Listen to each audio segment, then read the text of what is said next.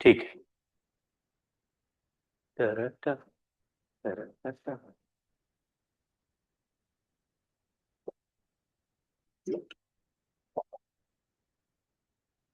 तो कुछ क्वेश्चंस करेंगे आज फिर, और लास्ट क्लास में जो सीखा था उसको थोड़ा सा और समझेंगे। बट अभी हमने क्या क्या कर लिया है, अभी हमने ये देख लिया कि कांस्टेंट फोर्स हो या कंजर्वेटिव फोर्स हो, तो फिर वर्क डन पाथ इंडिपेंडेंट होता है। मतलब ये कंजर्वेटिव में सेंट्रल फोर्स भी, तो सेंट्रल फोर्स एक अजीब तरीके के आर कैप वाले फोर्स थे। मतलब जिस पोजीशन पे पार्टिकल है उसी लाइन के अलोंग फोर्स लग रहा है, अट्रैक्टिव या रिपल्सिव। ऐसे सेंट्रल फोर्सेस का कुछ कुछ फंक्शन हमने लास्ट क्लास में लिख दिया था, आप एक बार चेक कर लेना। तो उसका वर्क डन निकालना बहुत आसान है, कांस्टेंट फोर्स का वर्क डन निकालना बहुत आसान है। तो हमने एक दो वर्क डन और जरा देख लेते हैं। स्प्रिंग का वर्क डन निकाल लिया था क्या? हाँ। तो स्प्रिंग का वर्क डन था, अगर स्प्रिंग 0 to x एलोंगेट हो तो work done by spring is minus half k x square. इसको याद कर ले। तो 0 to x ले जाएंगे, minus half k x square. अगर x टू 0 ला रहे होंगे, यानी कि एलोंगेटेड स्प्रिंग को वापस ला रहे होंगे, तो इसी का plus half k x square. ये लॉजिकली भी आप you can remember, if the spring is elongated, spring will try to oppose the elongation, so the force will be opposite to the displacement. That is why we are writing minus half के x square. Formula याद कर लेना है, minus plus अलग से याद कर लेना। We are just talking about अभी वर्क डन, अभी हम लोग पोटेंशियल एनर्जी की बात नहीं कर रहे हैं, एंड पोटेंशियल एनर्जी की अभी कोई बात करेगा भी नहीं, ठीक है ना। So let us only try and talk about work only. जैसे वर्क डन बाय mg भी हमारा बहुत फेवरेट फोर्स था, और mgh वर्क डन है अगर डाउनवर्ड जा रहे हैं, माइनस mgh वर्क डन है अगर अपवर्ड जा रहे हैं। और ये भी वर्क डन पाथ पे डिपेंड नहीं करता, because mg will be treated as conservative constant force. तो कांस्टेंट फोर्स और वेरिएबल फोर्स में स्प्रिंग वाला बहुत इंपॉर्टेंट है। तो ये हाफ वाला फैक्टर इसीलिए है क्योंकि फोर्स लीनियर फंक्शन है, तो the average force into displacement, ऐसा भी याद कर सकते हैं। लास्ट टाइम कुछ बातें की थी, आज भी हम क्वेश्चन सॉल्व करेंगे, तो इसमें कुछ लास्ट क्लास में पढ़े हुए कॉन्सेप्ट्स को रिलेट करें। वर्क एनर्जी थ्योरम क्या होता है? तो वर्क एनर्जी थ्योरम होता है total work done bye all forces. अब ऑल फोर्सेस में आपको लिखना है कंजर्वेटिव हो या नॉन कंजर्वेटिव। मतलब ऐसा नहीं सोचना कि केवल कंजर्वेटिव फोर्स का ही वर्क डन लिखना है, कंजर्वेटिव लगेंगे या नॉन कंजर्वेटिव लगेंगे, एक्सटर्नल फोर्सेस हो एंड इंटरनल। कोई भी फोर्स हो, सिस्टम में जितने फोर्स लग रहे हैं सबका वर्क डन का कलेक्शन निकालो, मतलब टोटल वर्क डन। तो it is equal to change in kinetic energy of the system. अभी क्योंकि ट्रांसलेशन हो रहा है, तो जो काइनेटिक एनर्जी है उसका फॉर्मूला हाफ mv स्क्वायर है। तो टोटल वर्क डन, अगर किसी ऑब्जेक्ट पे देर आर 5 फोर्सेस एक्टिंग, तो पहले फोर्स का वर्क डन निकाला, दूसरे का निकाला, तीसरे का, मतलब ऑल फोर्सेस का वर्क डन लिया, equal to kinetic energy final minus kinetic energy initial. क्या खास बात है इसकी? This work energy theorem, work energy theorem is reference frame dependent, reference frame dependent. मतलब अगर आपने बोला हम सर लिफ्ट में हैं और लिफ्ट में बैठ के वर्क एनर्जी थ्योरम लगाना चाहते हैं, तो लेफ्ट साइड भी, मतलब all works you have to calculate with respect to lift, then kinetic energy also you have to observe with respect to lift. क्योंकि अलग अलग फ्रेम से देखने पर एक ऑब्जेक्ट की velocity can be different. So ground के रिस्पेक्ट में देखोगे तो work done will be calculated with respect to ground, all the displacements are seen with respect to ground, and kinetic energy का चेंज भी ग्राउंड के respect में। तो थोड़ा ध्यान रखना, कभी कभी क्या होता है कि हम रिलेटिव मोशन में चले जाते हैं, जैसे एक ब्लॉक एक वेज के ऊपर ऐसे फिसलते नीचे आ रहा है, हमने बोला वेज पे बैठ के सॉल्व कर लेते, जैसे बैठे वैसे ही फ्रेम बदल जाएगा, तो you have to now write change in kinetic energy with respect to that frame. तो थोड़ा सा रेफरेंस फ्रेम का ध्यान देना। अभी के लिए सिंपलिसिटी, मतलब अभी जो क्वेश्चंस हम लोग करेंगे उसमें मामला इतना मुश्किल नहीं है, उसमें all velocities will be observe from ground, all work done will be taken with respect to ground only. मतलब अगर फोर्स लगा रहे हैं और डिस्प्लेसमेंट आगे हो रहा है तो डिस्प्लेसमेंट ग्राउंड के रिस्पेक्ट में सॉल्व करेंगे, so the kinetic energy change will always be तीन with respect to ground only. तो रेफरेंस फ्रेम बदलने से आंसर बदलता है, थोड़ा इस बात का ध्यान रखना है। तो जितने भी फोर्स लग रहे हैं सबका वर्क डन, आपको नेट फोर्स का वर्क डन निकालने की जरूरत है, ऐसे नहीं कर sir mg normal tension friction spring force सारे का रिजल्टेंट फोर्स निकाल दिया, आपको रिजल्टेंट फोर्स निकालने की जरूरत नहीं है। You just have to write mg का वर्क डन, स्प्रिंग का वर्क डन, नॉर्मल का वर्क डन, टेंशन का work done, whatever force other forces are acting, friction force का work done, all individual forces will create some work, collect all work or equal to half m final velocity square minus initial velocity square। अगर system में एक से ज्यादा objects है, से system has two blocks, एक m1 एक m2, ये u1 से चल रहा है ये u2 से चल रहा है, तो इसमें स्प्रिंग फोर्स भी लग रहा है, तो हम लोग मान लो mg भी लग रहा है स्प्रिंग भी लग रहा है, all the forces are acting, तो mg का वर्क डन, नॉर्मल का वर्क डन, टेंशन का वर्क डन, स्प्रिंग का वर्क डन। लेकिन स्प्रिंग तो इंटरनल फोर्स है, उससे फर्क नहीं पड़ता स्प्रिंग कितना कॉम्प्रेस या एक्सपैंड होगा, उसके हिसाब से spring will perform some work even if the force is internal, take all work equal to change in kinetic energy. मतलब अभी दोनों का काइनेटिक एनर्जी लिखना पड़ेगा, half m1 u1 v1 square plus half m2 v2 square, this is final, और फिर minus half m1 u1 square minus sorry plus half m2 u2 square. कहने का मतलब यह है कि अगर सिस्टम में टू पार्टिकल्स हैं so you just have to write total kinetic energy final minus total kinetic energy initial. Individual particle पे वर्क एनर्जी थ्योरम लगाने की चिंता मत करो, ऐसे नहीं सोचो कि m1 को अलग सॉल्व कर लेंगे m2 को अलग सॉल्व कर लेंगे, नहीं, you just solve the total thing एक साथ, ठीक है, तो एफर्ट बचता है। चलो पढ़ते हैं क्वेश्चन। लिखा body of mass m is slowly hauled up the hill by a force f which at each point was directed along the tangent of the trajectory. Find the work performed by this force if the height of the hill is h and the length of its base is l। तो ये question last class में भी हमने देखा था, ये ऐसे करके यहाँ पे ले जा रहे हैं, h हाइट का हिल है, l लेंथ का बेस है, कोफिशिएंट ऑफ फ्रिक्शन म्यू है, and the force is always acting tangential. तो पूछा है ये जो हमने फोर्स लगा के this block is shifted from bottom to top, how much work is required. तो हमने बोला इस कहानी में there are four forces acting on this body. एक फोर्स है जो हमने एक्सटर्नल लगाया और दूसरा फोर्स है जो mg लग रहा है, the other force is normal and the fourth force is friction force, और सबका equal to change in kinetic energy. Now in this question the particle is slowly moved, slowly का मतलब है its velocity is already almost zero, the final kinetic energy is also zero, initial is also zero, तो slowly movement में there is no change in kinetic energy। external का work done पूछा है, हमने उसको W external लिख दिया। now mg का work done will be minus mgh, why? because mg is acting downward and displacement is upward, तो opposite जा रहे minus mgh। normal reaction का work done is zero, why? because normal reaction will act perpendicular to surface and particle will move parallel to surface, तो angle between normal and displacement will be 90 at all points, तो zero हो गया, cos theta zero, plus work done by friction force. अभी हमने last class में देखा था जब फ्रिक्शन स्लोली चला के बॉडी को ले जाते हैं तो फ्रिक्शन का value work done by friction force magically minus mu mg into base इसके इक्वल आ गया था, तो यहां पे लिख दिया minus mu mg into L.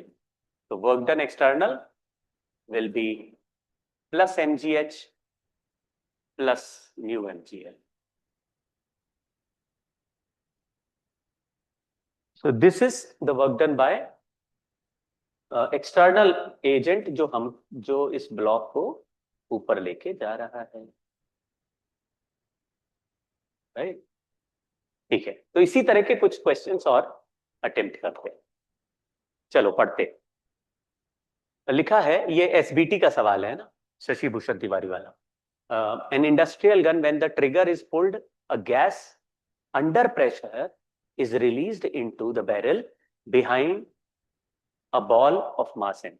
The ball slides smoothly inside the barrel and the force exerted by the gas on the ball varies as F naught 1 minus x by L, where L is the length of end of the barrel from the initial position of the ball, x is the instantaneous displacement of the ball.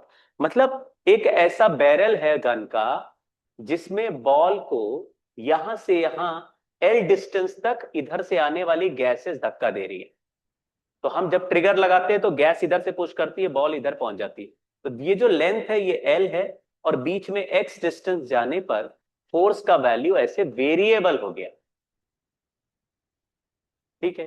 Question पूछा है, neglect any other force acting on the ball apart from applied by the gas, calculate velocity v. तो यहाँ पे initial velocity 0 है और यहाँ पे final velocity v से बॉल बाहर आ रहा है. तो आपने बोला यार वेलोसिटी चेंज हो रही है, तो ये तो चेंज इन काइनेटिक एनर्जी हो गया. अब यहाँ पे थोड़ा सा आपको पॉज लेना है और थोड़ा रियलाइज करना है इस क्वेश्चन में, और in these some similar circumstances what is happening. देखो यहाँ पे एक फोर्स लग रहा है और डिस्प्लेसमेंट हो रहा है. तो जब भी डिस्प्लेसमेंट के साथ वेलोसिटी चेंज हो तो work energy theorem is the answer. एक बार और बोलता हूं, if the velocity changes with displacement. तो इस चैप्टर का हर सवाल पिछले चैप्टर के क्वेश्चन से थोड़ा अलग है. पिछले सब चैप्टर में फोर्स टाइम के साथ लगता है, टाइम के साथ. ऐसे बोलता कि the ball takes 2 seconds to move from here to here, what is final velocity. तो टाइम का फंक्शन, टाइम के रिस्पेक्ट में वेलोसिटी चेंज होगी. Impulse momentum theorem, impulse momentum theorem अलग होता है. वो होता है force into time is final momentum minus initial momentum. यहां पे देखो फोर्स डॉट डिस्प्लेसमेंट. अब now this thing is called work. Work is equal to final kinetic energy minus initial kinetic energy. दोनों बातों में थोड़ा अंतर. तो साइंस में इस तरह की 2 स्प्लिट कर दिया है streams. When force acts with respect to time, तो वेलोसिटी चेंज होने में impulse momentum, and the force acts for a displacement then velocity changes, work energy theorem. यहां पे डिस्प्लेसमेंट की कहानी. तो हमने बोला क्योंकि एक ही फोर्स लग रहा है तो एक्सटर्नल फोर्स, गैस का फोर्स का work done by gas equal to half mv square minus 0. अब फोर्स का वर्क डन निकालना इजी है क्योंकि देखते ही मुझे पता चल गया ये तो लीनियर फोर्स है. Linear force with displacement L. अब जो चालाक है, मतलब जो चालाक नहीं है वो कहेंगे कि सर इंटीग्रेट कर देंगे फोर्स का वर्क डन, लेकिन जो चालाक है वो कहते हैं कि सर x इक्वल टू 0 डालेंगे फोर्स का वैल्यू F नॉट आ जाएगा, और x इक्वल टू L डालेंगे फोर्स का वैल्यू 0 आ जाएगा. तो फिर एवरेज फोर्स हो जाएगा F not plus 0/2 and the displacement total is L which is the average force का वर्क डन. तो ये लास्ट क्लास में हमने देखा था. Since this function comes out to be a linear function, तो हमने कहा इसको तो तुरंत ही लिख देंगे, initial plus final by two, initial plus final by two into L is half mv square. तो हमारा वेलोसिटी का आंसर आ गया FL बाय m का रूट. तो देखो मैं यहां लिख देता हूं भाई, in any work energy question, और ये अगर तुम पहचान गए तो तुम्हें किसी, मतलब इस पूरे चैप्टर के, देखो जब जेई का क्वेश्चन आता है तो उसमें लिखा थोड़ी ना रहता है कि वर्क एनर्जी थ्योरम से सॉल्व करना है, या एनर्जी कंजर्वेशन से करना है, या मोमेंटम इक्वेशन से करना है, या फोर्स इनटू टाइम करना है, या काइनेमेटिक्स से करना है, एबीडी बनाना, कुछ नहीं दिया रहता. तो हमें कैसे पता चलेगा? क्योंकि हमारे पास तो बहुत सारे मेथड्स आ गए. जैसे फोर्स हमने एबीडी बनाया, फोर्स निकाला, फोर्स को मास से डिवाइड किया, एक्सेलरेशन आ गया। अब व्हेन वी गेट एक्सेलरेशन, तो एक्सेलरेशन को हम dv बाई dt या vdv बाई dx लिख के इंटीग्रेट करेंगे तो हमारा वेलोसिटी आ जाएगा। तो ये काइनेमेटिक्स में नहीं कन्वर्ट किया जा सकता, किया जा सकता है, लेकिन हम फिर भी एक पहचान लगा रहे हैं कि किसी भी इस चैप्टर के क्वेश्चन में एक इनिशियल वेलोसिटी होगा और एक फाइनल वेलोसिटी होगा और बीच में डिस्प्लेसमेंट होगा।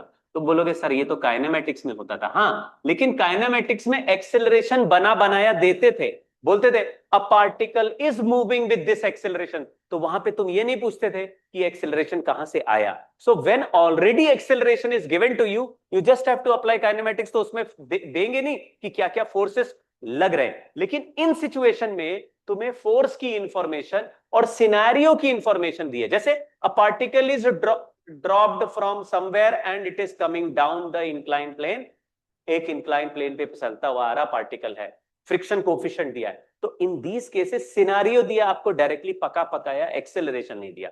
सो whenever already cooked acceleration is given, you apply kinematics. लेकिन अगर सिनेरियो दिया है कि with initial velocity final velocity बीच में डिस्प्लेसमेंट, तो तुम्हें एक्सेलरेशन निकालने की जरूरत नहीं। Now you just change the perception of the question. आपको क्या बोलना है कि पूरे रास्ते पे जितने भी वर्क हो रहे हैं वो निकालेंगे and equal to change in integral. तो पिक्चर को देखना, हर क्वेश्चन में there will be initial point and there is a final point and बीच में displacement, initial final displacement initial, ये पकड़ना हर सवाल में यही हो रहा है।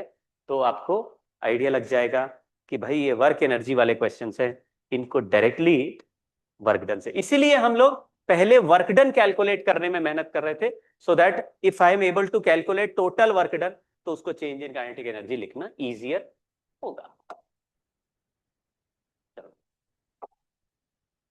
ये क्वेश्चन भी लास्ट टाइम कर रहे थे, बट लास्ट टाइम इसके फ्रिक्शन का वर्क डन कर रहे थे। अब क्वेश्चन अलग है, एक बार पढ़ते। लिखा है uniform rod of mass M length L is sliding along the length on a horizontal table whose top is partly smooth and rest rough with friction coefficient. तो ये साइड में कोफिशिएंट ऑफ फ्रिक्शन म्यू है, ये side में smooth है। तो जब वो स्मूथ साइड में है तो चल रहा है तो चलता रहेगा। If this rod is given velocity v not, तो स्मूथ साइड से it will continue to move with v not.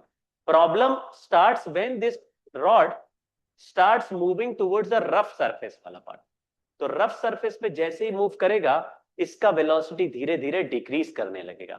तो पहला पार्ट में तो they are trying to push you towards the work done of friction, लेकिन हम लोग चालाक हैं, we have already calculated work done by friction in this case. क्या देखो, what will be the magnitude of friction force when its length x, which is less than L, lies in the rough part of the during sliding। तो rough part में अगर x length पहुंच चुका है, यहां पे रफ पार्ट शुरू हो रहा है, ए पॉइंट से रफ पार्ट स्टार्ट्स, तो ये x है, तो the mass on rough part will be mx by L। Total length L है, टोटल मास m है, सो ये मास on rough part. So the normal reaction of rough part will be mgx by L, क्योंकि यहां का जो weight है वो यहां के नॉर्मल रिएक्शन से जनरेट होगा। मतलब उल्टा बोल दिया, normal reaction will be generated by weight created by this side of mass. इस साइड का जो वेट है वो इधर का नॉर्मल जनरेट करेगा, but this side normal reaction will not apply any friction force on the rod. This side normal, this part of the normal reaction will create a friction force. तो friction force on the rod when x part is there, mu mgx by L, this is the friction force। तो ये friction force देख के तुम्हें लगा कि ये तो सर लीनियरली वेरिएबल है, और जैसे ही लीनियरली वेरिएबल पता चलता है वैसे ही we talk about average force. अब सेकंड पार्ट पढ़ते हैं इसका। Now the second part is written, determine the minimum velocity v naught with which it must enter so that it lies completely in the region before coming to rest। मतलब इतना velocity बताओ जिससे फेंकने पर ये पूरा रफ रीजन के अंदर जाके ही रुके। That means the displacement has to be equal to L और स्लाइटली ग्रेटर देन L। उससे कम हो पे रुक गया, so this rod will not go in completely inside. तो कंप्लीटली इनसाइड जाने के लिए the total displacement, total minimum displacement लिख देते हैं, minimum is equal to L. तो हमने बोला शुरुआत में फ्रिक्शन फोर्स है 0 और बाद में फ्रिक्शन फोर्स है म्यू एम जी। ये बाद में म्यू एम जी क्यों कर दिया? क्योंकि एक्स का वैल्यू एल। देखो फ्रिक्शन फोर्स का आंसर हमने निकाला minus mu M G X by L. तो एल, एक्स की जगह एल रखेंगे तो फ्रिक्शन म्यू एम जी लगने लगेगा, एक्स की जगह 0 रखेंगे तो friction 0। Initial plus final by 2 हो गया, ये एवरेज फ्रिक्शन हो गया। और एवरेज फ्रिक्शन को डिस्प्लेसमेंट से मल्टीप्लाई कर दो, माइनस इसलिए क्योंकि force and displacement are opposite. तो this term is work done by friction. अब अगर ये रॉड चल रही है तो नॉर्मल और एमजी लग रहे हैं ऊपर नीचे और फ्रिक्शन लग रहा है पीछे। तो I can easily see that this rod has only one work done, MG का वर्क डन 0, नॉर्मल का वर्क डन 0, फ्रिक्शन का work done minus mu M G by 2 into L. And what ever is work done by friction is change in kinetic energy. Final velocity becomes 0 and initial velocity is v naught. So the final minus initial. तो आपको यहाँ minus भी compensate होते दिखेगा, m cancel हो जाएगा तो v not का वैल्यू आ गया under root mu L mu G L. तो कोई कोई बच्चा ये बोल सकता है सर काइनेमेटिक्स भी तो लगा सकते हैं, जब रॉड चलेगा तो उस पर फ्रिक्शन लगेगा, mu M G upon M करेगी तो एक्सेलरेशन आ जाएगा। ना ना ना, acceleration is gradually, the retardation is gradually increasing because जैसे जैसे part of rod goes into rough portion तो उसका फ्रिक्शन बढ़ रहा है। तो रिटार्डेशन इसमें वेरिएबल है, थर्ड इक्वेशन से सॉल्व नहीं होगा, लेकिन हमने इंटीग्रेट करने के बजाय एवरेज फोर्स इनटू डिस्प्लेसमेंट कर दिया। तो ये जो लीनियर फोर्स होते हैं ये बड़े आसान होते हैं हैंडल करने, इसलिए हम लोगों को सॉल्व करना इजी होता है। ठीक है भाई, ठीक है।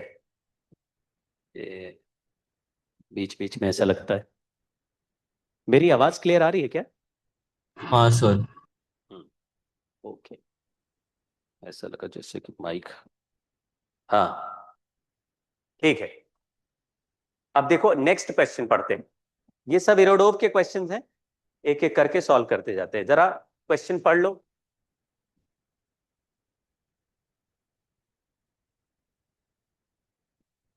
क्वेश्चन पढ़ो, ट्राई करो।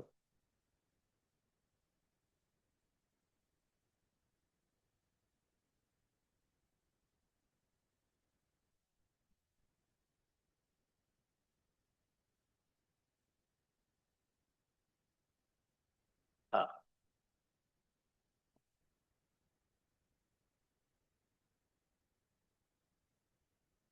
तो क्वेश्चन है, a disc of mass 50 gram slides with the zero initial velocity down an inclined plane set at an angle 30 degree. एक इंक्लाइन प्लेन बना लेते हैं, आप लोग भी बना लो। यहां से छोटा सा particle which is of mass m slides down the plane of angle 30 degree, 30 degree लिख दिया। फिर इसी के आगे एक प्लेन कंटिन्यू कर रहा है। क्वेश्चन लिखा है having traverse a distance 50 centimetre along the horizontal plane. तो यहां पहले तो ये नीचे फिसला और फिसलने के बाद आगे गया, आगे जाके ये L distance which is 50 centimetre चलने के बाद रुक गया। हम लोग सिंबल के टर्म्स में आंसर निकालेंगे, वैल्यू बाद में, you can directly put and find the final answer. फिर लिखा है find the work done performed by friction forces over the whole distance assuming the friction coefficient K का वैल्यू यानी म्यू का वैल्यू दिया है दोनों सरफेस पे। तो ये जो कोफिशिएंट ऑफ फ्रिक्शन है, यहाँ म्यू का वैल्यू म्यू दिया है और यहाँ पर भी म्यू दिया है, जबकि इस टेबल का हाइट एच कुछ दिया है क्या? Having traverse a distance, both incline है ऐसे।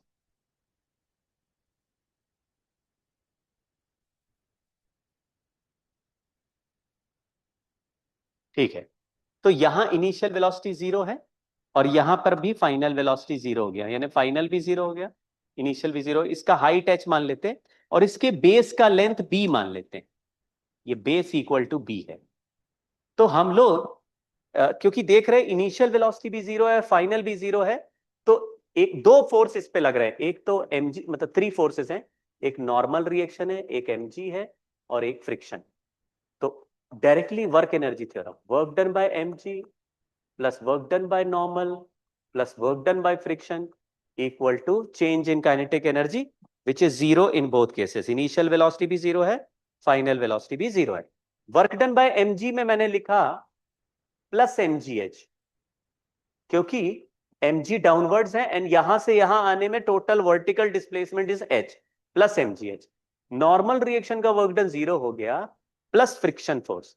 अभी फ्रिक्शन फोर्स का वर्क डन के लिए टोटल, जैसे इंक्लाइन पे चलेगा तो बेस का लेंथ, और हॉरिजॉन्टल में चलेगा तो whatever length is given वो। तो यहां पे लिख दिया minus mu mg minus mu mg into B minus mu mg into L, और ये सम करके लिख दिया इक्वल टू जीरो। ठीक है। इस क्वेश्चन में एच हाइट दिया नहीं है, बेस का लेंथ नहीं दिया है। एच हाइट और बेस का लेंथ हमें मालूम नहीं।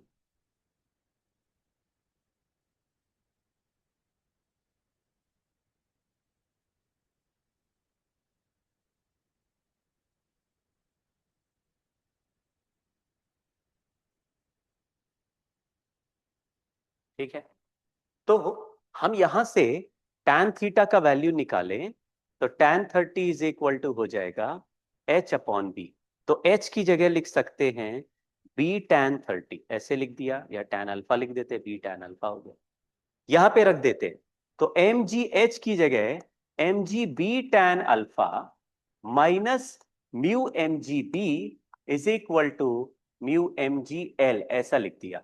अब थोड़ी एच की जगह बस ये लिख दिया, एम जी और एम जी कैंसिल कर दिया, तो इधर से बी को कॉमन ले लू। If I take B common तो ये हो जाएगा tan alpha minus mu, M G cancel कर दिया, is equal to mu L. तो इससे बी का वैल्यू सॉल्व हुआ mu L upon tan alpha minus mu. ठीक है, अगर बी का वैल्यू आ गया तो फिर एच का वैल्यू भी आ जाएगा। तो एच का वैल्यू आया बी tan अल्फा, तो H is equal to mu L tan alpha upon tan alpha minus mu.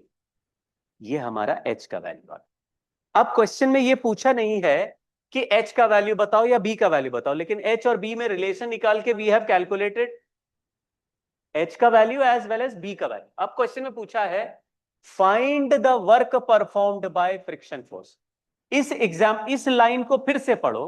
Question पूछा है find work performed by friction force, तो नॉर्मल का वर्क जीरो, एमजी को उधर भेज देते हैं। तो work perform by friction force, total work perform by friction force should be equal to negative of work perform bye MG. MG का work done का रिजल्ट ऑलरेडी एमजीएच है, तो फ्रिक्शन का वर्क डन का रिजल्ट माइनस एमजीएच होगा। या तो हम इस फॉर्मूले में बी का वैल्यू उठा के रख देंगे तो फ्रिक्शन का वर्क आ जाएगा, नहीं तो हम इससे भी कंपेयर कर सकते, तो माइनस एमजीएच है, और एच का value already we have calculated, तो minus MG into mu L tan alpha upon tan alpha minus mu. देख लो,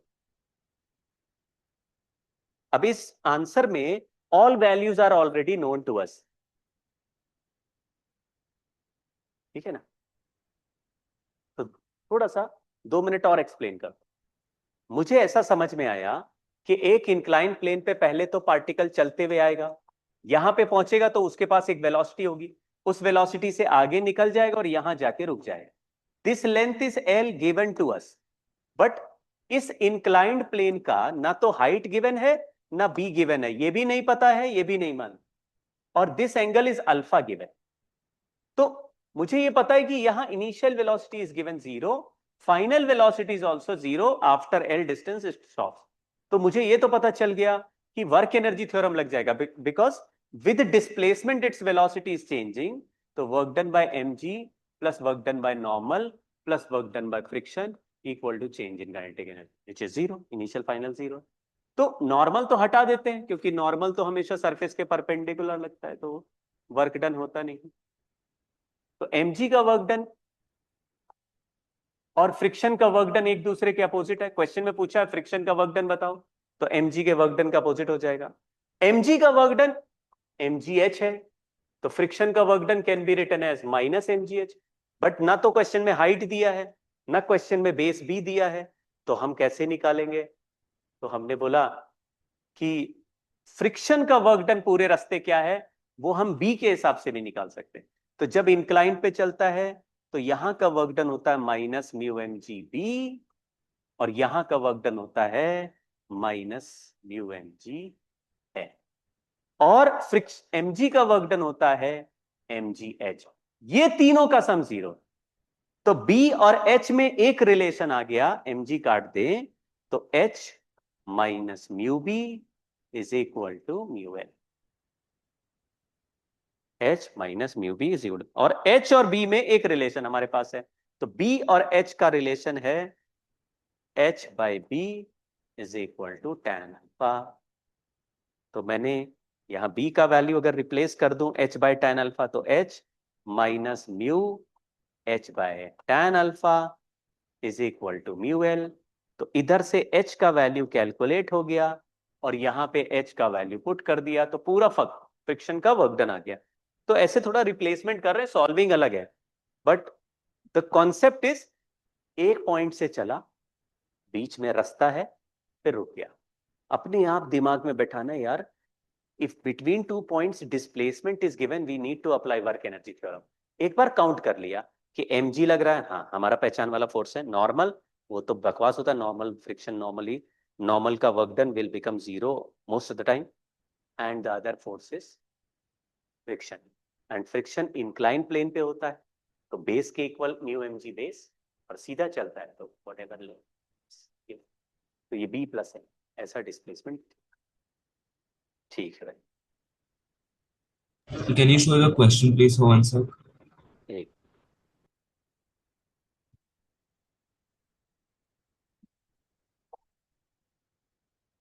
सर, तो डिस्क देने का कोई मीनिंग है क्या? क्या नॉट रियली? डिस्क क्यों दिया है? Disc is a small particle kind of thing, मतलब डिस्क का डिस्क होना हैज नो मीनिंग, है ना? ठीक है, हाँ सर, हाँ सर। ठीक है। देखो,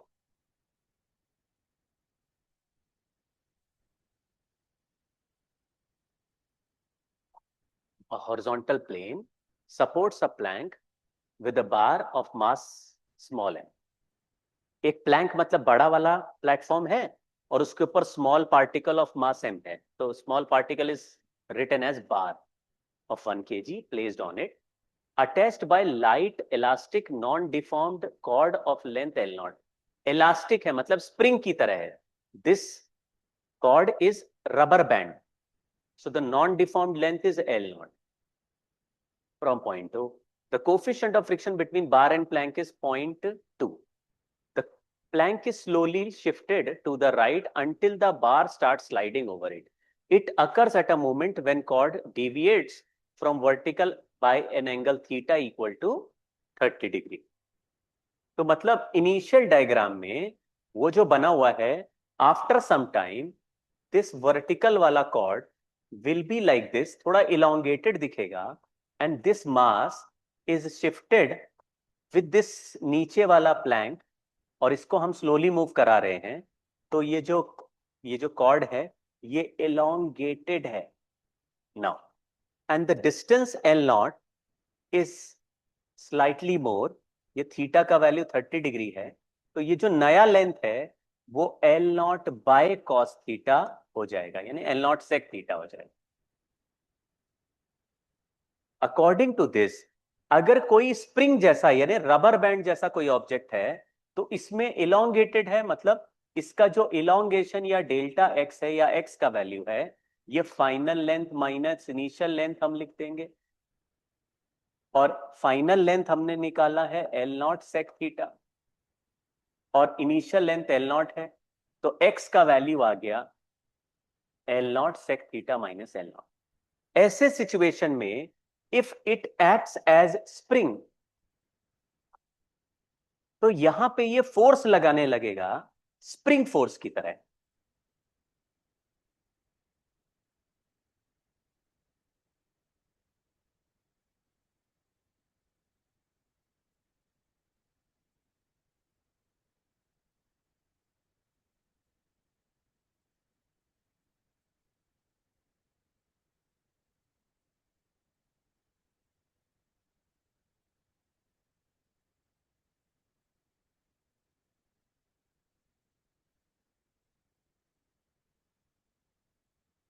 अगर आपका आवाज नहीं आ रहा।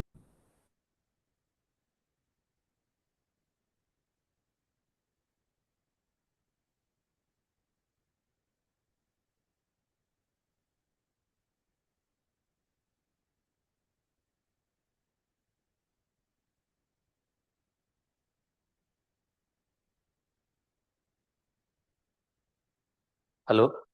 हाँ, आ गई ना? हाँ सर। वो बैटरी डिस्चार्ज हो गया था, 1 मिनट।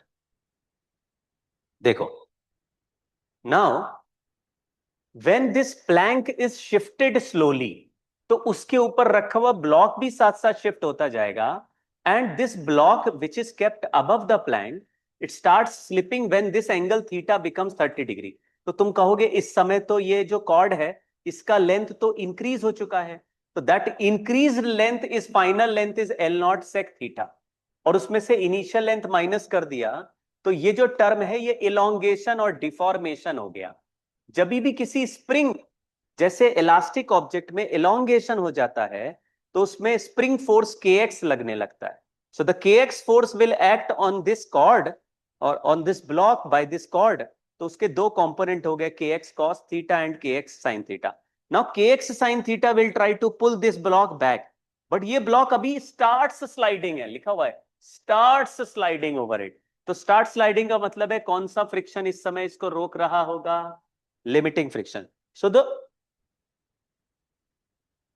वन ऑफ द एक, अभी क्योंकि इस क्वेश्चन में के का वैल्यू हमें मालूम नहीं है, so we have one force का equation to get the value of के।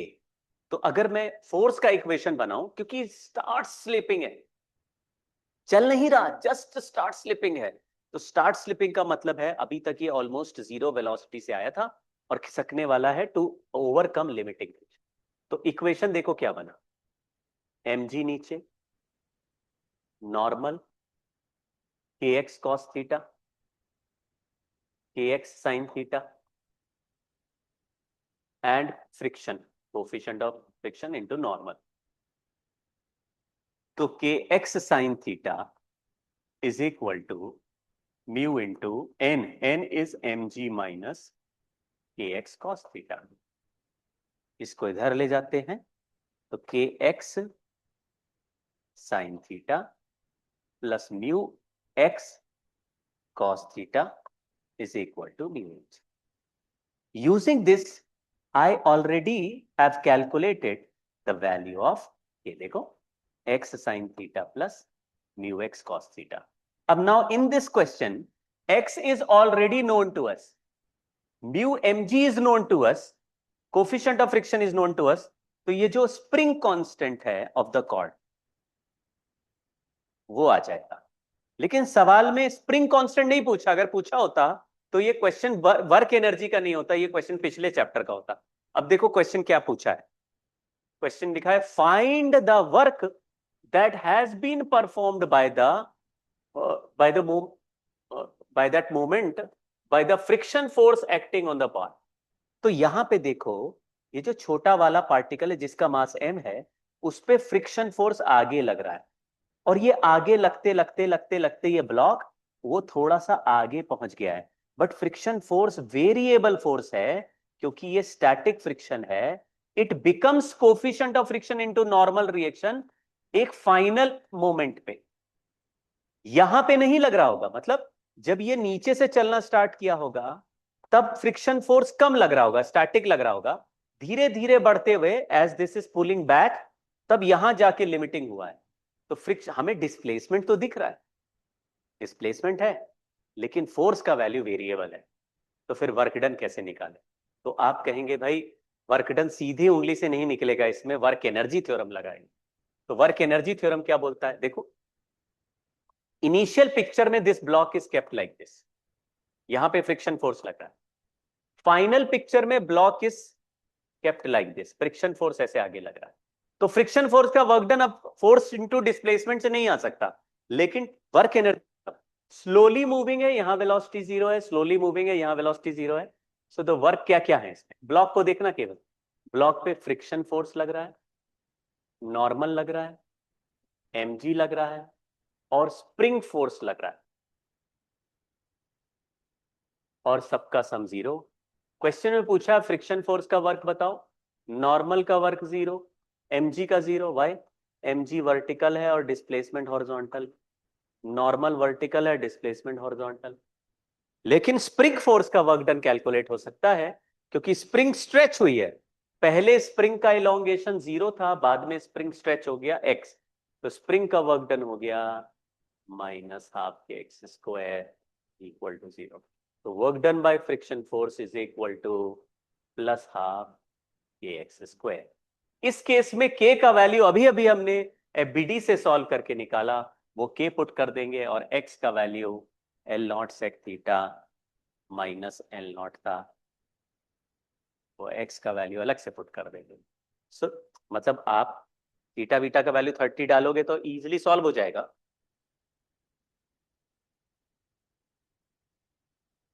लेकिन थिंकिंग क्या है ये पकड़नी पड़ेगा।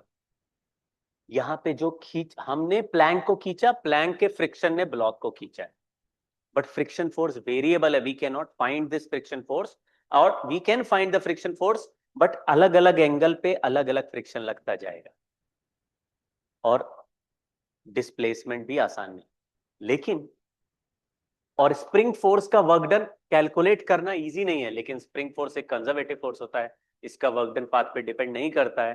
तो किसी भी तरीके से स्प्रिंग को एक्स इलोंगेट करोगे तो उसका work done -12 k x square हो जाएगा, ये डायरेक्टली हमें पता है।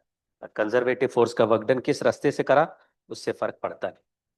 तो बहुत सारी छोटी छोटी बातों को मिला के एक क्वेश्चन सॉल्व हुआ। कुछ लोग कंफ्यूज होते हैं कि सर फ्रिक्शन फोर्स तो मोशन के अपोजिट लगता है तो वर्क डन हमेशा नेगेटिव होना चाहिए। ऐसा नहीं है, ये स्टैटिक फ्रिक्शन है, और वैसे भी किसी का भी वर्क डन कोई साइन कंफर्म कभी नहीं होता, वो तो रेफरेंस फ्रेम पर भी डिपेंड करता है। तो फ्रिक्शन का वर्क डन नेगेटिव होगा ऐसा जरूरी नहीं। इसमें block is moved by the friction force, हम प्लैंक को चला रहे हैं और फ्रिक्शन ब्लॉक को चला रहा है, तो इसलिए friction force is acting in the direction of displacement on the block. Plank पे वर्क डन नेगेटिव होगा, ब्लॉक पे वर्क डन पॉजिटिव होगा। ठीक है, अब जरा एक दो क्वेश्चंस कर रहे हैं जिसमें ना दो ब्लॉक्स हैं। तो अब 3-4 क्वेश्चंस आगे वाले थोड़ा ध्यान देना, इसमें डबल ब्लॉक सिस्टम वाले केस होंगे, दो ब्लॉक्स होंगे, and one block will be moving due to external forces, मतलब एक ब्लॉक को हम चलाएंगे और दूसरा ब्लॉक रेस्ट पे रहेगा, एक ब्लॉक चलेगा और दूसरा रेस्ट पे रहेगा, बीच में स्प्रिंग लगी रहेगी। तो स्प्रिंग वाले क्वेश्चन से इंपॉर्टेंट होते हैं। There will be two blocks, 3-4 question लगातार करेंगे तो ध्यान से देखते चलना। जैसे देखो, two bars of mass m1 m2 are connected by non-deformed light spring rests on horizontal plane. The coefficient of friction between the bars and the surface is equal to k. देखो, एक ब्लॉक है m1 और एक block है इसके आगे m2।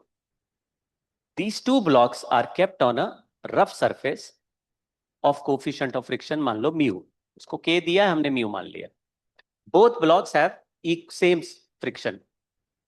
What is the minimum constant force has to be applied in the horizontal direction to the bar of mass m1 in order to shift the other bar?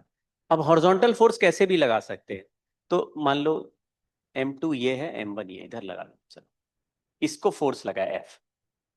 जैसे ही m1 को force लगाऊंगा and this force is greater then coefficient of friction into normal reaction, यानी F का value अगर greater than mu m1g हुआ तो this block will start moving, the block m1 will start moving. लेकिन ये block move करना start करे, will start moving, तो उसका मतलब ये नहीं कि पीछे वाला मूव करेगा ये। क्यों? क्योंकि पीछे वाले को वी आर नॉट पुलिंग, हम केवल m1 को पुल कर रहे हैं, तो हमारे पुल करने से this m1 block will go ahead. जैसे m1 आगे जाएगा it will stretch the spring, और जैसे जैसे स्प्रिंग को स्ट्रेच करेगा spring will create a force kx which will overcome its friction force का limiting value which is mu m2g। तो हमने बोला to move m2 block final spring force kx should be greater than और equal to mu m2g। मतलब इतना spring में stretch हो जाए कि एच एक्स इज फाइन, ऐसा इलोंगेशन हो जाए जिससे कि के एक्स का वैल्यू म्यू m2g से, तभी m2 चल पाएगा। तो हमने बोला m1 पे कितना फोर्स लगाए कि m2 खिसकने लगे, m1 पे कितना फोर्स लगाए कि m2 खिसकने लगे। दैट मीन्स, हाँ, ये पहला वाला सवाल है कि फोर्स कितना लगाएं कि m2 खिसकने लगे। तो that means you have to move with a force f। अब लेकिन इसमें क्या मुसीबत है कि जैसे जैसे m1 आगे चलेगा, इसका इनिशियल वेलोसिटी 0 है, तो जैसे जैसे मेरे फोर्स से ये आगे चलेगा, तो आगे चलने पर इस पे फोर्स f जरूर लग रहा है, पीछे जो स्प्रिंग फोर्स है वो kx है, कीप्स ऑन इंक्रीजिंग हो जाएगा।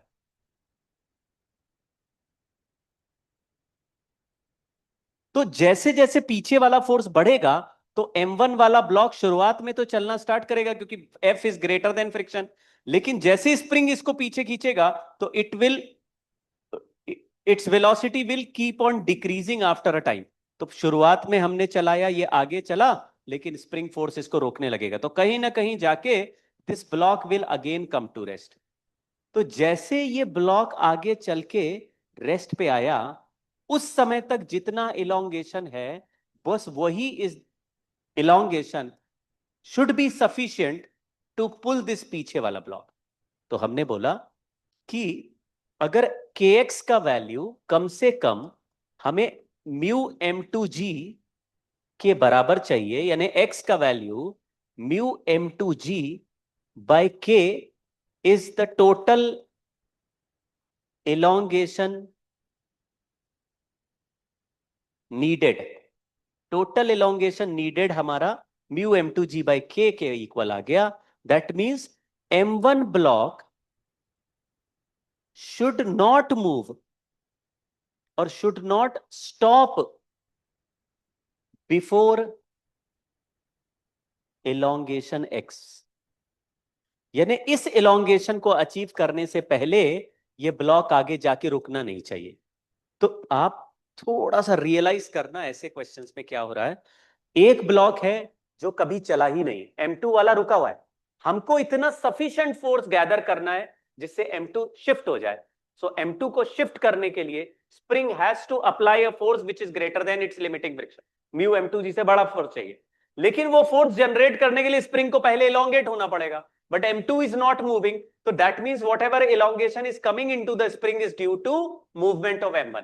तो m1 चलने चलते चलते इस x से पहले नहीं रुकना चाहिए, क्योंकि इस x से पहले रुका तो elongation will not be sufficient to pull m2। तो जो m2 नॉट मूविंग है, तो मैं थोड़ा ज्यादा समय ले रहा हूं इस क्वेश्चन में क्योंकि एक लॉजिक आपके दिमाग में बनाना है।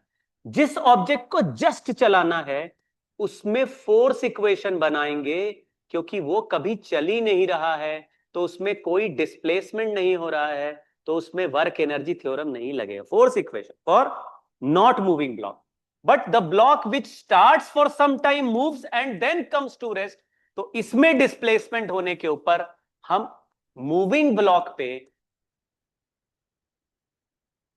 मूविंग ब्लॉक में वर्क एनर्जी थ्योरम, और इस तरह के क्वेश्चन अब मैं 2 3 4 क्वेश्चंस करूंगा।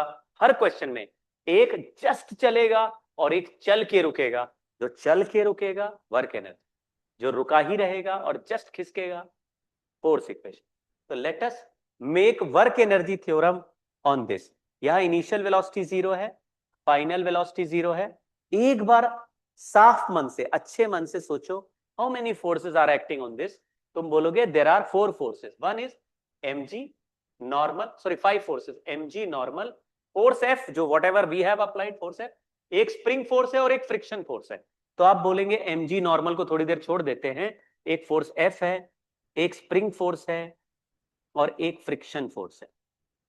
फ्रिक्शन काइनेटिक फ्रिक्शन लग रहा है, और ब्लॉक x डिस्टेंस जाके फिर से रुक जा रहा है, वेलोसिटी 0 है, यहां वेलोसिटी।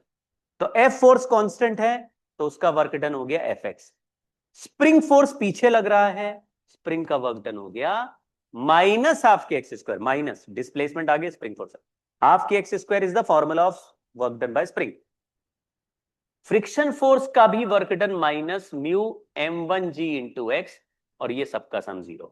तो x x से x कैंसिल कर दे, तो इस क्वेश्चन में f का वैल्यू हमें कैलकुलेट करना है, तो f का वैल्यू आया 1/2 kx प्लस म्यू m1g, और kx का value already mu m2g we have already calculated, तो हमारा फोर्स का आंसर आया, kx की जगह म्यू m2g रख दिया, तो 1/2 mu m2g plus mu m1g। तो ये तो हमें क्लियर था कि फोर्स म्यू m1g से तो बड़ा ही होना चाहिए, तभी वो आगे चल पाएगा, लेकिन टोटल कितना होना चाहिए म्यू m2g क्रिएट करने के लिए, 1/2 mu m2g plus mu m1g। तो ये एक क्वेश्चन हुआ। एक क्वेश्चन इस तरह का और करते हैं, लेकिन इसी में सेकंड पार्ट भी लिखा है। देखो क्वेश्चन लिखा है, also find minimum initial velocity given to m1 in order to shift m2। मतलब इस क्वेश्चन में फोर्स लगाना नहीं है, इसमें this m2 is given, sorry m1 is given initial velocity v0, तो v0 वेलोसिटी से ऐसे झटका दे दिया, तो ये m1 आगे जाके फिर कहीं रुक जाएगा, रुकने के पहले एलोंगेशन x हो जाएगा। तो second part of this question is entirely a different question. देखो क्वेश्चन में बोल रहा है कि m2 को अगर शिफ्ट करना है तो m1 को कितना वेलोसिटी से फेंक दे, अभी फोर्स नहीं लगा रहे, it is given initial velocity, so it goes for a distance then comes to rest. तो इनिशियल वेलोसिटी v0 है और फाइनल वेलोसिटी 0 है, ये मास m1 है। ऐसे क्वेश्चन में जो डिस्प्लेसमेंट के बाद रुकेगा उतना स्प्रिंग पीछे फोर्स लगाएगा kx, तो इसको kx का वैल्यू म्यू m2g के इक्वल कर देंगे।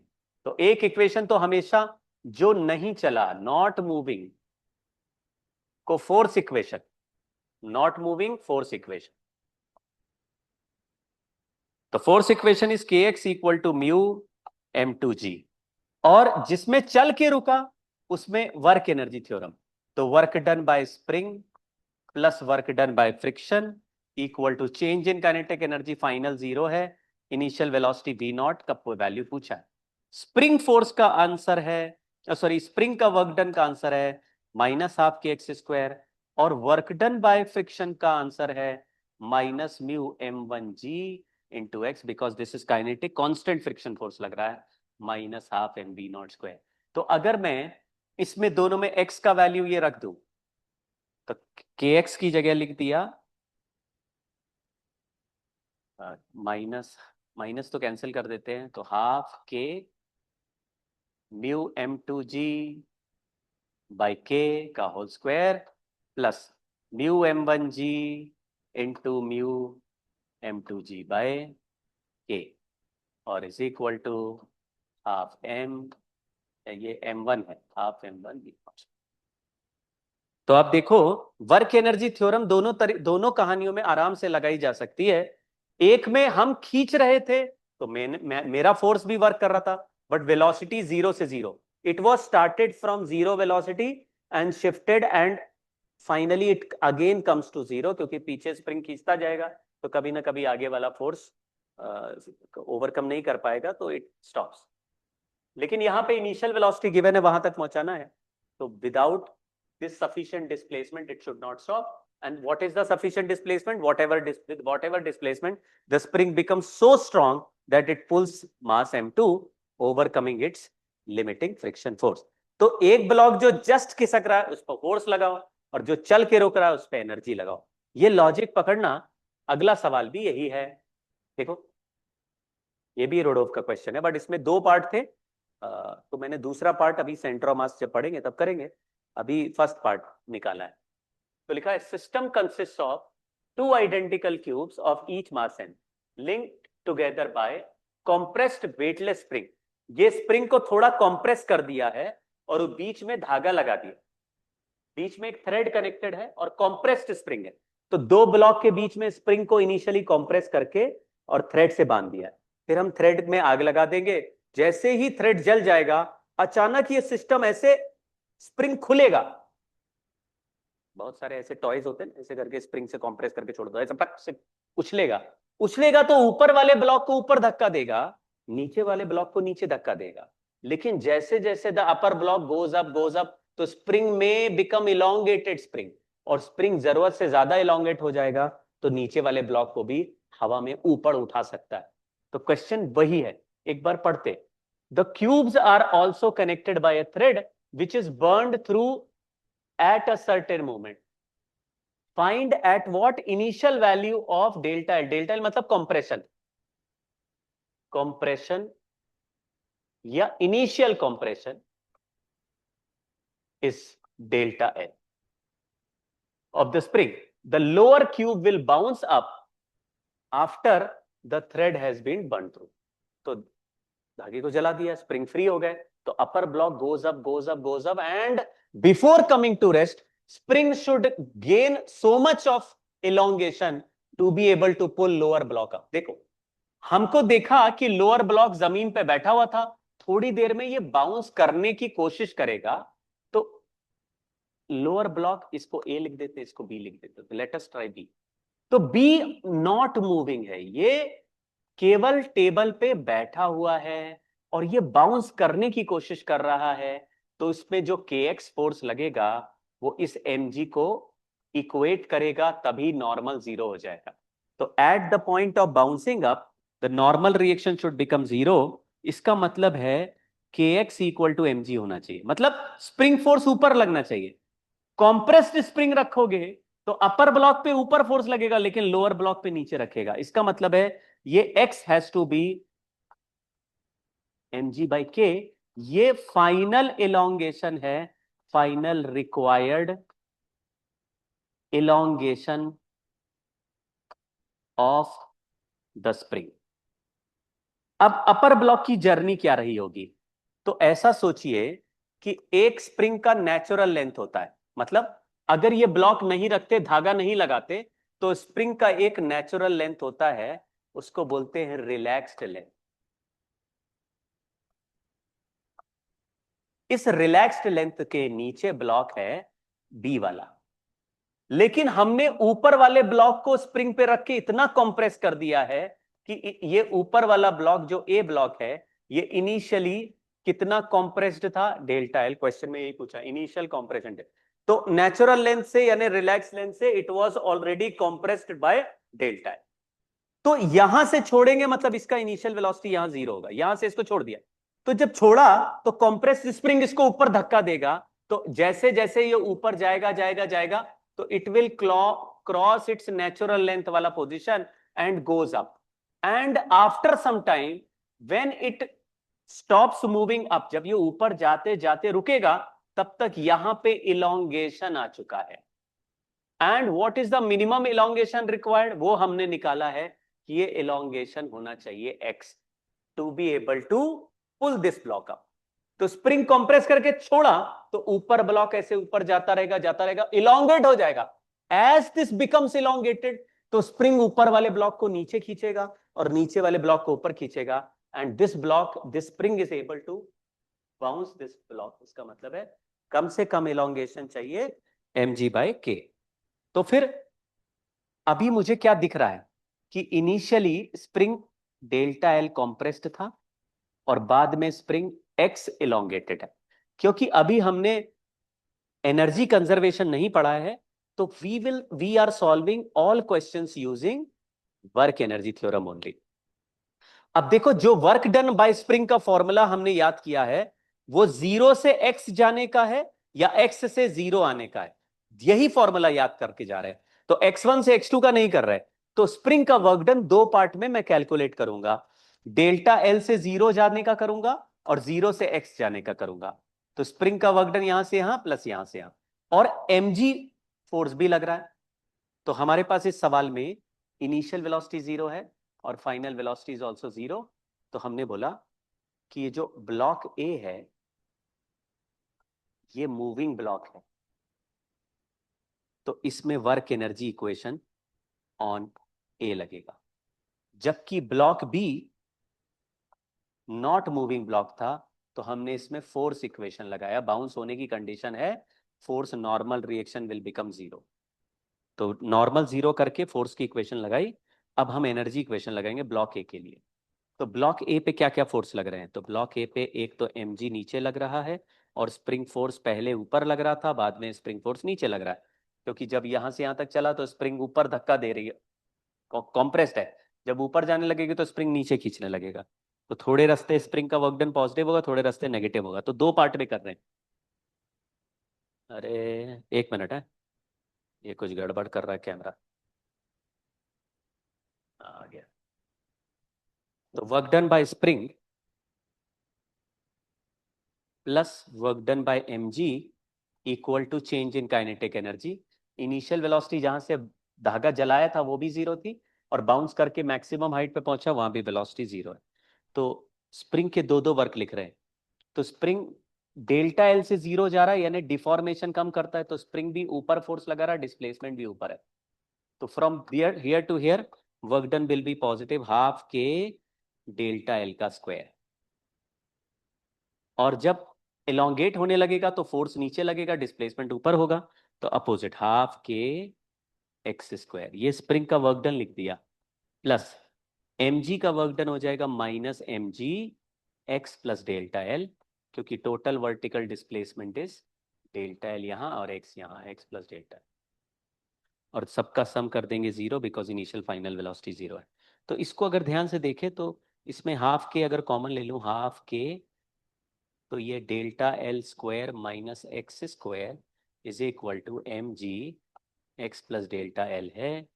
इसमें अगर मैं कैंसिल वैंसिल कर दूं तो मुझे ये x plus delta L cancel करेंगे तो डेल्टा एल माइनस एक्स का वैल्यू 2mg/k हो जाएगा, जबकि x का value is already calculated as mg/k। तो इसको भी इधर भेज देंगे तो डेल्टा एल का वैल्यू हो जाएगा 3mg/k।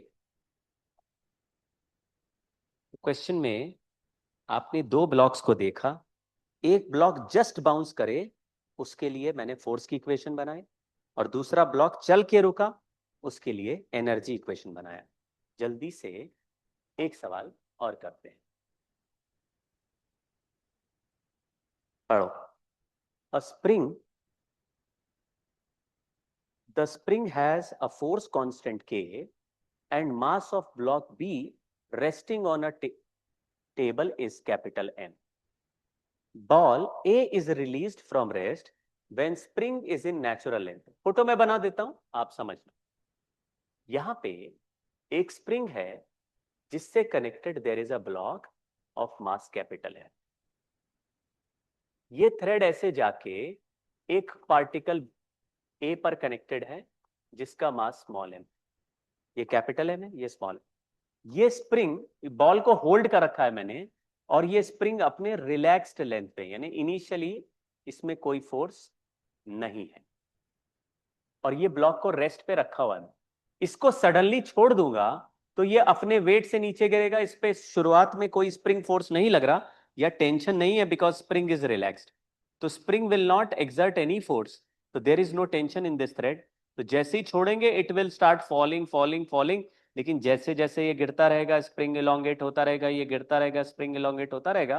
तो after some time when it stops again, it is release from rest, it becomes again at rest. तो उतने में ब्लॉक मान लो x नीचे गिर गया, तो उतने में स्प्रिंग का इलोंगेशन भी x हो जाएगा। तो spring will try to pull this block by force kx। जैसे ये x गिरा ये kx लगाने लगे। तो क्वेश्चन पूछा है कि minimum value of mass m बताओ, यानी स्मॉल m का value mass of a, so that block B leaves contact with the table at some stage। तो इसका मतलब है as soon as A falls, it will create whatever is the displacement of block A is the elongation of the spring. जैसे जैसे A गिरेगा spring will be elongated. Spring elongation बढ़ाएगा तो spring अपना force बढ़ाएगा, and this force has to be sufficient to be able to lift capital M off the table। इसका मतलब है capital M lifts off the table, का मतलब normal reaction zero.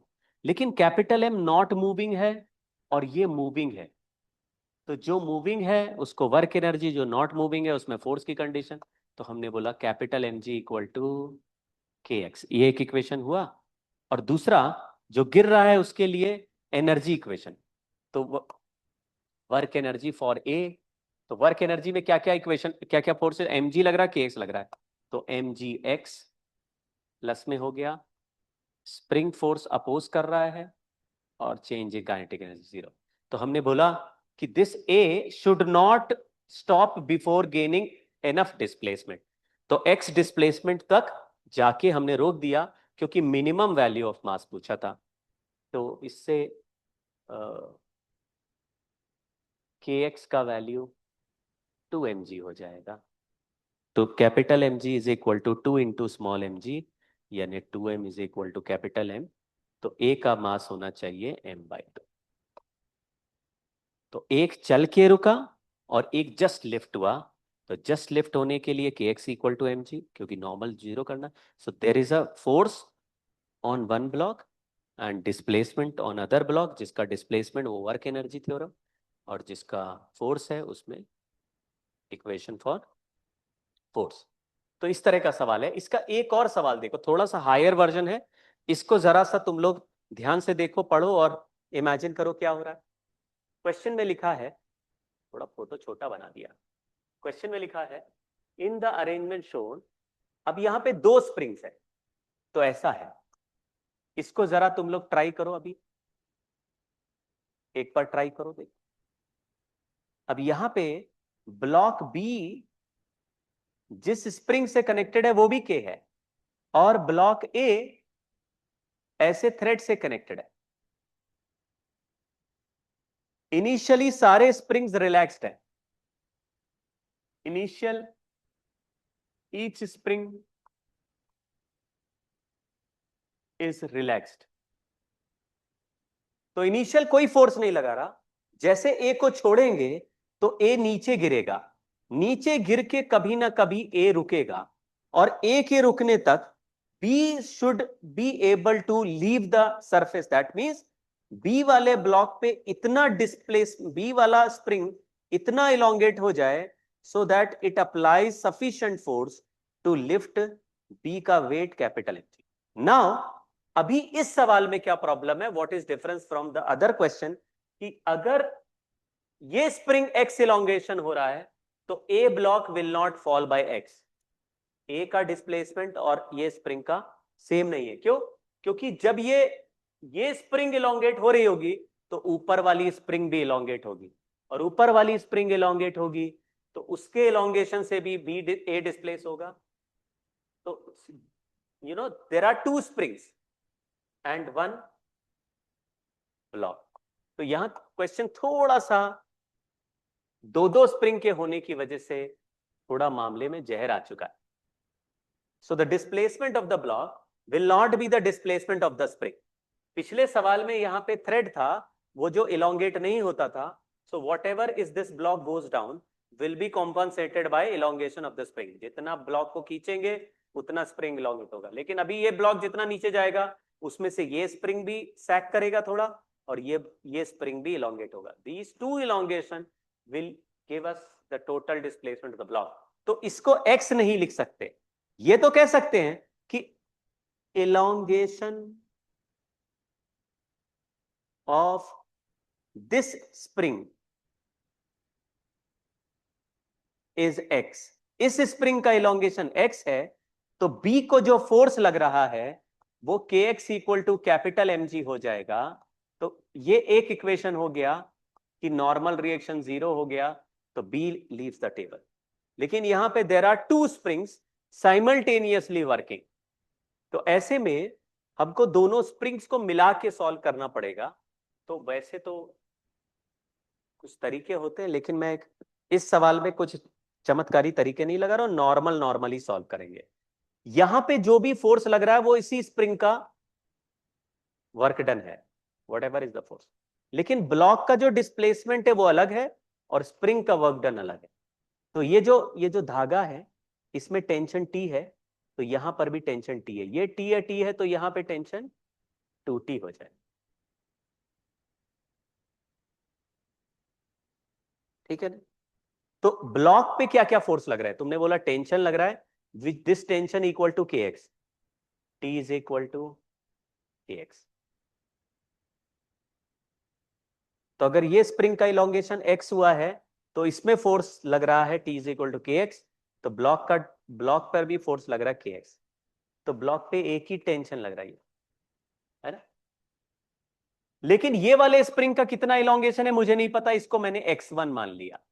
तो हम अगर इस स्प्रिंग के फोर्स को 2T बोले तो 2T इज इक्वल टू के x1 हो जाएगा, तो x1 का वैल्यू हो जाएगा 2T/k,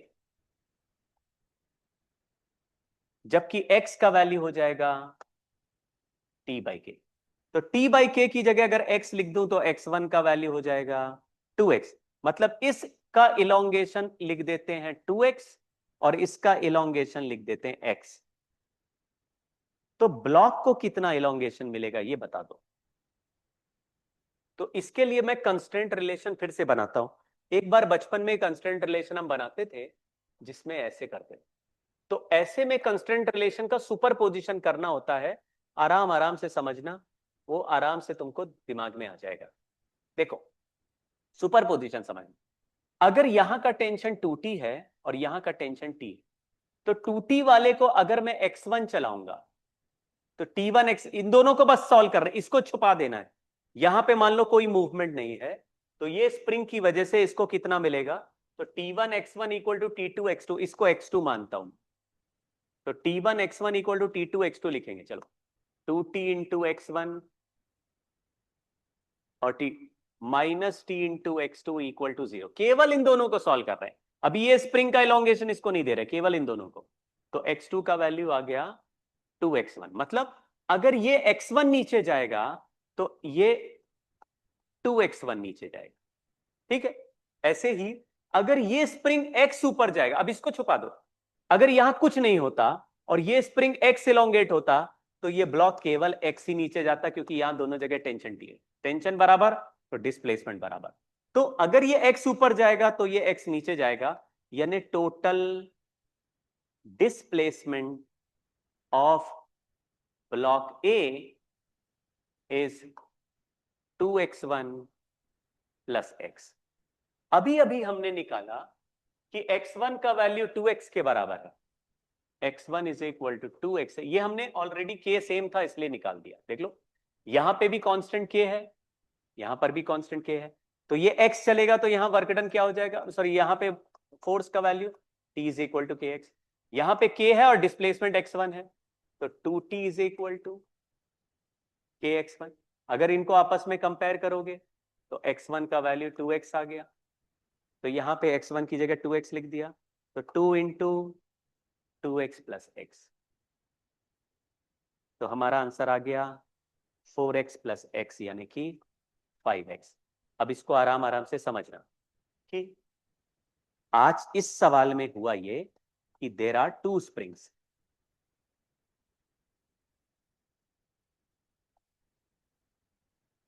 तो जितनी देर में ये स्प्रिंग x इलोंगेट हुआ उतनी देर में ये स्प्रिंग 2x इलोंगेट हुआ, बट 2x का इसको मिलता है 4x और x का इसको मिलता है x, तो ये ब्लॉक टोटल 5x नीचे गिरा और नीचे गिर के ये ब्लॉक रुक गया। इनिशियल वेलोसिटी भी 0 थी, 5x गिरा, ये वही लिखा।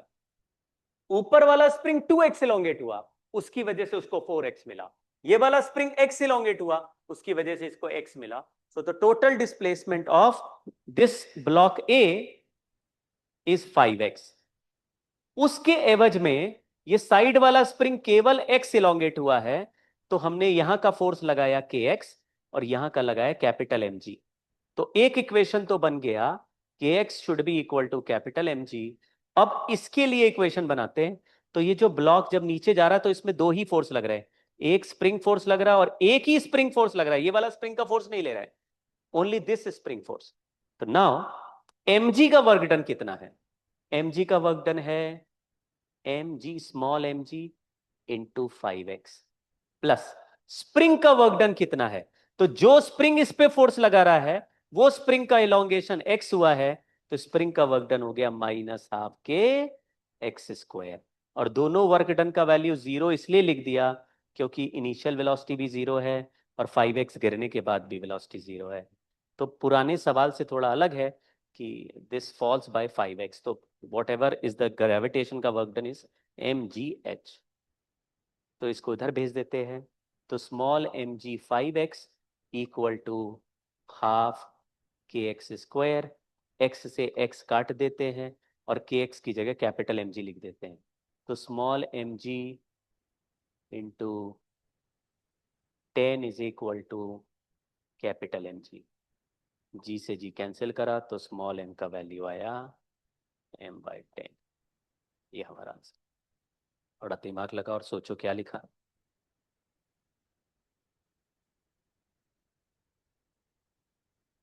केवल ब्लॉक के लिए एफबीडी बना है, ब्लॉक का वर्क एनर्जी थ्योरम लिया है छोटे वाले का, मतलब ए वाले, तो ए का एनर्जी लिखेंगे तो वो कितना फॉल कर रहा है उसका mgh लिखना पड़ेगा, लेकिन उसके ऊपर केवल एक ही स्प्रिंग डायरेक्टली कनेक्टेड, तो केवल इसको देखो बस। There are two forces mg and tension, but tension equal to this spring का force, so the work done by this spring is minus half k x square because this spring is getting elongated by x only। तो दूसरे spring का work ले ही नहीं रहे इस पे, है ना, उससे हमने अपने आप डिस्प्लेसमेंट लेके इसको 5x में कॉम्पनसेट कर दिया। ठीक है, तो ये हमारा अभी सिचुएशन ये चल रहा है कि वर्क एनर्जी थ्योरम पे बात हो रही है।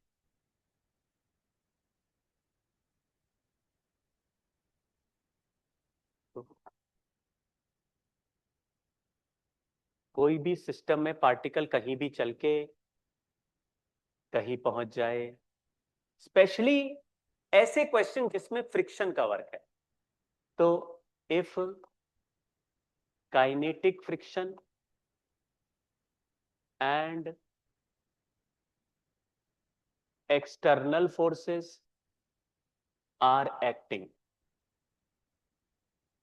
तो मोस्ट ऑफ द टाइम देखो अभी मैं सिखा दूंगा वर्क कंजर्वेशन ऑफ एनर्जी भी सिखाऊंगा पोटेंशियल एनर्जी पढ़ने के बाद, लेकिन अभी मान लो ऐसे किसी सवाल में हो कि इस ऑब्जेक्ट पे एक अलग से फोर्स लग रहा है, रामलाल ने एक फोर्स लगाया 10 न्यूटन का, तो जैसे अलग से कोई फोर्स दे दे, या जैसे गन बैरल वाला सवाल था कि इस गन बैरल वाले क्वेश्चन में एक फोर्स एक्स्ट्रा लग रहा है F0 1 माइनस x/l, यानी कोई ऐसा अनजाना अनोखा अलग से फोर्स आ गया। अभी एक सवाल और कर लेते हैं इसका, हाँ मुझे याद आ गया, तो ऐसे कोई दो पॉइंट के बीच में रास्ता बना यानी डिस्प्लेसमेंट हो रहा हो, जाने पहचाने फोर्स हो लेकिन एक्सटर्नल और काइनेटिक फ्रिक्शन फोर्स भी हो, तो हमेशा ट्राई करो work energy theorem.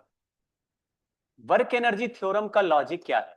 Work energy theorem का लॉजिक है कि सारे वर्क डन निकालने हैं बिना भेदभाव के, और final kinetic energy minus initial kinetic energy. ज्यादातर जो जाने पहचाने फोर्स हैं उनके वर्क डन हम कैलकुलेट कर चुके हैं, उनके वर्क डन हमें निकालने आते हैं। कौन कौन से? जैसे mg का वर्क हमें कैलकुलेट करना आता है, स्प्रिंग का वर्क हमें कैलकुलेट करना आता है, फ्रिक्शन फोर्स का work most of the time base के लेंथ के हिसाब से हम कैलकुलेट कर लेते हैं, इंक्लाइन प्लेन पे मोस्टली क्वेश्चंस बनते हैं। और क्या बचा? और कोई भी एक्सटर्नल फोर्स है जो कि वेरिएबल भी है तो हम देख लेंगे यार लीनियर वीनियर टाइप का फंक्शन है तो पटाख से मार देंगे, और अगर कुछ और वेरिएबल है तो इंटीग्रेट भी करना आता है कि फोर्स डॉट डिस्प्लेसमेंट के साथ इंटीग्रेट करना। तो ऐसे जाने पहचाने फोर्स हो एक्सटर्नल ये वो, तो पोटेंशियल एनर्जी काइनेटिक एनर्जी के बारे में नहीं सोचना, अभी आपको हर सवाल वर्क एनर्जी थ्योरम से कर लेना, ठीक है। तो क्लास के बाद मैं एक असाइनमेंट भेज दूंगा आपको, कल भेजूंगा एक असाइनमेंट, मतलब ज्यादा सवाल नहीं दूंगा, 10 सवाल का एक असाइनमेंट भेजूंगा जिसमें आपको, और बहुत मुश्किल नहीं इजी सवाल भेज दूंगा जिससे कि आप अटेम्प्ट करें तो आपसे हो जाए। पर्पस ये है कि जिस लेवल का जेई एडवांस होता है कम से कम उस लेवल के क्वेश्चन हमको बिल्कुल भी स्ट्रेस ना दे, मतलब सवाल देखा हमारे मन में ऐसा दुविधा नहीं होनी चाहिए कि यार क्या लगा दें इसमें, क्या कॉन्सेप्ट होता है। हर सवाल में इनिशियल से फाइनल के बीच में रास्ता बना होगा, जहां रास्ता बना है वहां एनर्जी, वर्क एनर्जी थ्योरम लगा सकते हैं। कंजर्वेशन ऑफ एनर्जी किस में लगाएंगे वो बाद में सीखेंगे। लेकिन पहचान ज्यादातर ये है कि कोई एक्सटर्नल अनोखा फोर्स, अलग से टाइप का फोर्स है, साथ में काइनेटिक फ्रिक्शन है या नहीं भी है, तो वर्क एनर्जी लगाओ, बिंदास रहो। एक क्वेश्चन और देखते हैं।